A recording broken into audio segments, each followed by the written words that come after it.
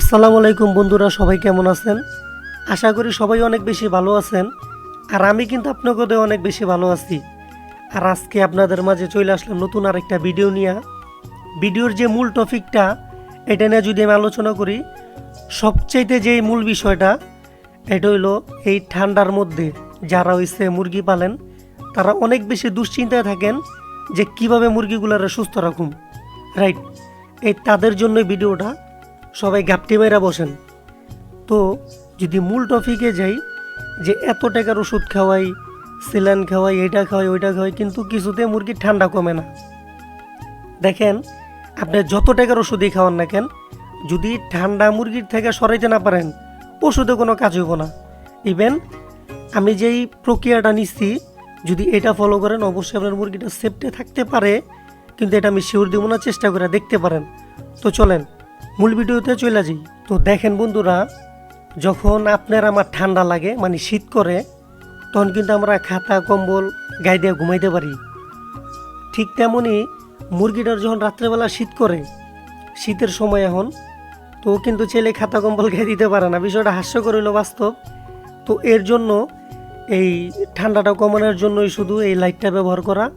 আপনারও ছেলে লাইটটা ব্যবহার করে দেখতে পারেন। ঘরের মধ্যে লাইট দিতে পারেন, বাট যদি কেউ রুমের মধ্যে পালেন, রুমের মধ্যেও লাইটটা দিতে পারেন। বিশেষ করে এই লাইট দিতে হইব। এই লাইটটা একটু কারেন্টও বেশি খেব, কিন্তু তেমন বেশি খেব না। যেমন দেখা গেছে অন্য অন্য লাইটের তুলনায়, যেমন এই 5টা লাইট চালাইতে পারেন, এটাতে একটা লাইট চালাইতে পারবেন, এই পরিমাণ কারেন্ট আর কি খাইব। তো এটা আমারই কিছু না, যেহেতু শখের জিনিস। এই শখের জিনিসের লেগে অনেক কিছু ত্যাগ করা যায়। যেমন আমি নানান মানুষের নানান কথা শোনার পরেও কিন্তু আমি মুরগিগুলারে বিক্রি করে দিই নেই, বাট পালাও ছাড়ি নেই। কারণ এই পশু পাখি, মানে বিশেষ করে হাঁস মুরগি যেমন মার থেকেই শিখা, তো আমি আসলে চাইলে এগুলার মায়াটা ছাড়তে পারি না। বিশেষ করে যদি আমি ভাড়া থাকি, তারপরও দেখেন আমি আসলে এগুলা ছাড়তে পারি না। আর যদি নিজের বাড়ি হইতো, অবশ্য আমি মানে পুরাটা বাড়ি ঘেরাই আমি হাঁস মুরগি পালতাম। তো আল্লাপাক সমর্থ দেয় নাই। ইনশাল্লাহ চেষ্টায় আছি, যদি কোনো দিন আল্লাপাক সমর্থ দেয়, আমি আমার মনের মতো হাঁস মুরগি পালুম।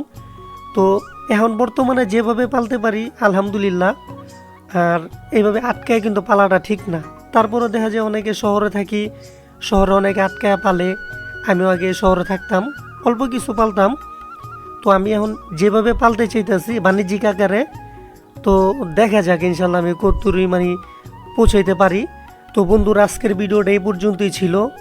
দেখা হইব অন্য কোনো নতুন ভিডিওতে। সে পর্যন্ত আশা করি সবাই ভালো থাকবেন, সুস্থ থাকবেন। আসসালামু আলাইকুম ওয়া রাহমাতুল্লাহ।